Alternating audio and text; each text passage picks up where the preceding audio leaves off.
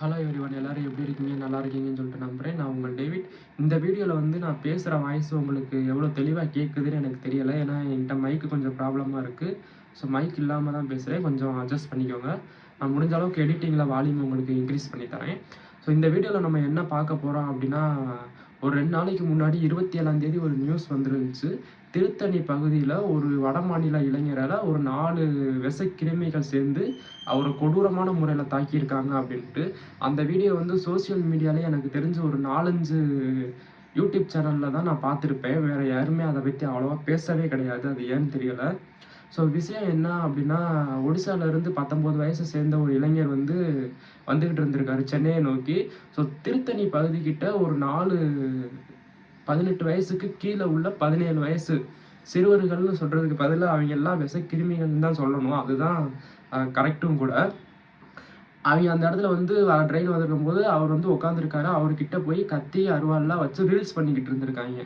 அவர் என்ன பண்ணியிருக்காரு அப்படின்னா, கத்தி நம்ம மேலே பட்டுரும் அப்படின்னு சொல்லிட்டு அவங்க வந்து விலக்கியிருக்காரு. ஏதோ ஒன்று சொல்லியிருப்பாரு போல, தள்ளி போங்க அப்படி ஏதோ ஒன்று சொல்லியிருக்காரு. இவங்கெல்லாம் என்ன பண்ணியிருக்காங்க அப்படின்னா, எங்களே நீ வந்து தடுக்கிறியா அப்படின்னு சொல்லிட்டு அவரை வெட்டி அந்த இடத்துலயே ஒரு ஸ்பாட்டில் வந்து அவரை வெளியில் தூக்கி போட்டாங்க, கொண்டு வந்துட்டாங்க.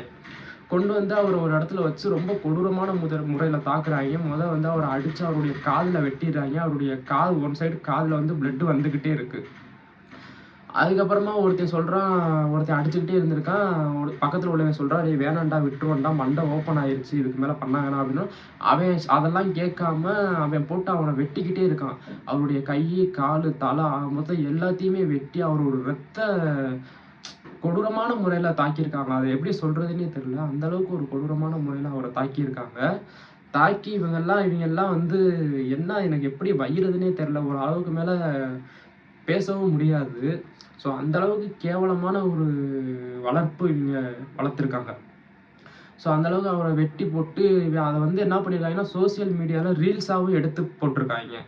ஸோ அங்கே உள்ள மக்கள் வந்து இந்த மாதிரி ஒரு வட மாநில இளைஞர் வந்து இந்த இடத்துல வெட்டி கிடக்காரு அப்படின்னு சொல்லிட்டு போலீஸுக்கு தகவல் தெரிவிச்சிருக்காங்க.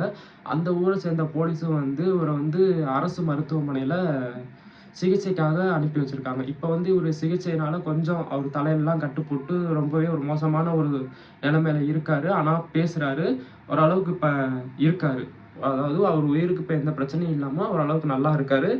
ஆனால் அவருக்கு சரியாகிறதுக்கு, அந்த காயம்லாம் ஆறி சரியாகிறதுக்கு ரொம்ப லேட் ஆகும். அவர் தமிழ்நாடுக்கு என்ன எதிர்பார்த்து வந்தாரோ, ஒன்று வேலை விஷயமா வந்திருக்கலாம், இல்லை யாரையாவது பார்க்குறதுக்கு வந்திருக்கலாம். ஸோ தமிழ்நாடே கேவலப்படுத்துகிற இந்த மாதிரி நாய்கள்லாம் இருக்கணுமான்னு நான் கேட்குறேன். ஸோ இதில் வந்து 4 பேருக்குமே இப்போ தண்டனை கிடைக்காதுன்னுலாம் இல்லை. 4 பேருமே 18 வயசுக்கு கீழே உள்ள நாய்க தான். எல்லாருக்குமே 17 வயசு தான் ஆகுது. ஸோ இவங்களுக்கும் தண்டனை கிடைச்சிருக்கு. ஆனால் என்னுடைய பாயிண்ட் ஆஃப் வியூவில் இருந்து பார்க்குறப்ப இவங்கெல்லாம் அந்த அளவுக்கு எனக்கு தண்டனை கிடைக்காதுன்னு தான் தோணுது. மேக்ஸிமம் இவங்கெல்லாம் வெளியே வந்துருவாங்கன்னு தான் எனக்கு தோணுது. நான் ஏன் அப்படி சொல்கிறேன் அப்படின்னா, அந்த வட மாநில இளைஞர் வந்து இறந்திருந்தா கூட இவங்களுக்கு தண்டனை கிடைக்கிறது கம்மி. ஏன்னா நம்ம நாட்டு சட்டப்படி ஒருத்தனை கொலையே பண்ணாலும் அவனுக்கு 90 நாள் தான் ஜெயிலு. அதுக்கு மேலே அவனுக்கு ஜெயில் கிடையாது. ஸோ 18 வயசுக்கு கீழே ஏன்றப்ப ஒருத்தனை வந்து வெட்டி கொண்டிருக்காங்க அப்படின்னா அவங்களுக்கு எத்தனை நாள் ஜெயில் தண்டனைன்றது எனக்கு தெரில. அந்த 4 பேரில் ஒருத்தனுக்கு மட்டும் இப்போ வரைக்கும் தண்டனை கிடைக்கலன்னு நான் கேள்விப்பட்டேன். ஏன்னா அதில் வந்து ஒருத்தன் மட்டும் படிக்கிறானா. ஸோ அவனுடைய படிப்பு ஸ்பாயில் ஆகிடக்கூடாது அப்படின்றதுக்காண்டி அவனை மட்டும் ரிலீஸ் பண்ணிட்டாங்கன்னு சொல்லிட்டு கேள்விப்பட்டேன். ஸோ அது உண்மையாக பொய்யான்னு எனக்கு தெரியலை. ஸோ ஆனால் இவங்க முகரையெல்லாம் பார்த்தா படிக்கிற மாதிரியா எனக்கு தோணுது. படிப்புன்ற ஒரு விஷயத்தை கேவலப்படுத்தி இவங்கெல்லாம் வெளியே வராங்க. நான் என்ன கேட்குறேன் அப்படின்னா, இப்போ ரயில்வே போலீஸ் இருக்காங்க. ஒரு சாதாரண மனுஷன் வெளியூரில் இருந்து வந்தோ, இல்லை நம்ம ஊர் மக்களோ ஒரு வீடு இல்லாமல் இந்த ஒரு மழை காலத்துலேயோ ரயில்வே ஜங்ஷனில் வந்து படுத்தா, உடனே ரயில்வே போலீஸ் என்ன பண்ணுறாங்கன்னா, மூஞ்சியில் அவனை தண்ணி அடித்து எழுப்புறது, குச்சியை வச்சு அடித்து எழுப்புறது, இந்த மாதிரி கேவலமான வேலையெல்லாம் பார்க்குறாங்க. ஸோ ஆனால் இவங்கெல்லாம் கத்தியை வச்சுட்டு ட்ரெயினுக்குள்ளே ஏறியிருக்காங்களே, அப்போல்லாம் ரயில்வே போலீஸ் என்ன தூங்கிக்கிட்டா இருந்தீங்க?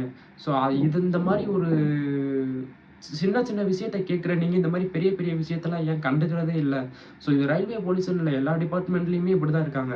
எங்கேயுமே வந்து சின்ன விஷயத்த ஏழை மக்கள்கிட்ட, பணம் இல்லாதவங்ககிட்ட, அதிகாரத்தில் இல்லாதவங்ககிட்ட தான் உங்களுடைய திமிரு, அதிகாரத்தெல்லாம் காட்டுறீங்க. ஆனால் இவன மாதிரி ஆளுகள்லாம் ஏன் கண்டுக்கிறதே இல்லைன்னு நான் கேட்குறேன். பணம் இருக்கிறவங்க, அரசியல்வாதிங்க இந்த மாதிரி சில்லற பயலுங்க ஏதாவது தப்பு பண்ணாங்க அப்படின்னா, தப்பு நடந்ததுக்கு அப்புறம் தான் அந்த விஷயமே நமக்கு வெளிப்படுது.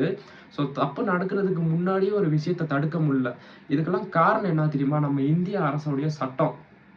இவங்க பண்ண மாதிரி ஒரு சவுதி அரேபியாலேயோ துபாயிலேயோ அமெரிக்காலேயோ இவங்க இந்த மாதிரி பண்ணியிருந்தாங்கன்னா அங்கே கொடுக்குற தண்டனையிலேயே இவனை மாதிரி ஆளெல்லாம் நம்ம வெளியவே வர்றதுக்கு பயப்படுவாங்க. ஒன்றும் நம்மளே செத்துறணும், அப்படி இல்லாட்டி வீட்டை விட்டு வெளியவே போகக்கூடாது அப்படின்ற நிலைமைக்கு வருவாங்க.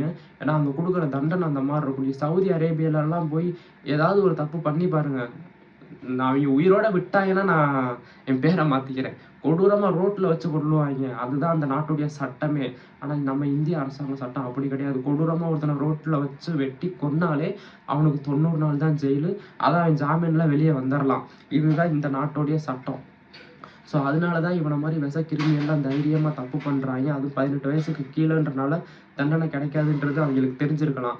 ஸோ அது மட்டும் இல்லாமல் பெருமை, ரீல்ஸு இந்த மாதிரிலாம் நம்மளை பண்ணி போட்டால் நம்ம கெத்து, நம்மளை 4 பேர் பார்ப்பாங்க, 4 பேர் பயப்படுவாங்க, நம்ம பேர் வளர்ந்துரும் அப்படின்னு நிறையா பேர் நினச்சிக்கிட்டு இருக்காங்க.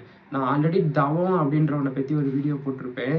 இதெல்லாம் உங்களுக்கு பெருமை கிடையாது, அசிங்கம் அப்படின்னு. இந்த தவன்றவன் யாருன்னு உங்கள் எல்லாருக்குமே தெரிஞ்சிருக்கும். சோசியல் மீடியாவில் வந்து கொஞ்ச நாளைக்கு முன்னாடி ஒரு ஸ்கூல் வாத்தியாரை வந்து அவர் முன்னாடி போய் இந்த தவம் இருக்கிற வரைக்கும் இந்த தவத்தை ஒன்றும் பண்ண முடியாது, ஏறுனா ரயிலு, இறங்குனா ஜெயிலு, போட்டா பெயிலு அப்படின்னு சொல்லிட்டு பேசியிருப்பான். ஸோ இப்போ வந்து ஒரு 6 மாதத்துக்கு முன்னாடி அவன் வந்து பேங்க்கில் கொள்ளையடிச்சு, ஏடிஎம்மில் கொள்ளையடிச்சு 30 லட்ச ரூபாயோ 35 லட்ச ரூபாயோ நினைக்கிறேன். இந்த மாதிரி ஏடிஎம்மில் கொள்ளையடிச்சு அவன் போலீஸ்கிட்ட மாட்டி இப்போ ஜெயிலில் இருக்கான். ஜெயிலில் இருக்கானா இப்போ வெளியே வந்துட்டான்னு எனக்கு தெரில. அவனை பற்றி ஒரு வீடியோ போட்டிருந்தேன்.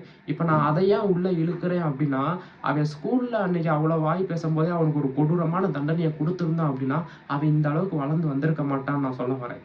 ஸோ இந்த மாதிரி தான் ஒரு தப்பு நடக்குது அப்படின்னா மற்ற நாட்டில் கொடுக்குற தண்டனை மாதிரி கூட நம்ம நாட்டில் கொடுக்க வேணாம். ஏன்னா அந்த அளவுக்கு இங்கே யாருக்கும் டெபாசிட்டியும் இல்லை, தைரியமும் இல்லை. அதில் பாதி பர்சன்டேஜாவது கொடுக்கலாம்ல. கொடுத்தோம் அப்படின்னா ஒவ்வொருத்தரும் தப்பு செய்கிறதுக்கே பயப்படுவாங்க, வீட்டை விட்டு வெளியே வர்றதுக்கே பயப்படுவாங்க. ஸோ இங்கே தண்டனை கம்மிங்கிறனால தான் எல்லாருமே அவன் இஷ்டத்துக்கு ஆடுறாங்க. ஓகே கைஸ், இந்த வீடியோ மூலியமாக நான் சொல்ல நினச்சது இதுதான். இன்னும் இந்த மாதிரி எத்தனை தப்பு நடந்தாலும் தண்டனைகள் கடுமையாக்கப்படுதான்றது எனக்கு தெரியல. உங்கள் கருத்து என்னன்றதை கமெண்டில் சொல்லுங்கள். ஆனால் என்னுடைய ஆசை என்ன அப்படின்னா, இவங்க மட்டும் கிடையாது, இவங்கள மாதிரி இருக்கிற ஒவ்வொருத்தனுமே பயப்படணும். அதாவது வீட்டை விட்டு வெளியே வர்றதுக்கே பயப்படணும். அந்தளவுக்கு கொடூரமான தண்டனையை கொடுக்கணும்.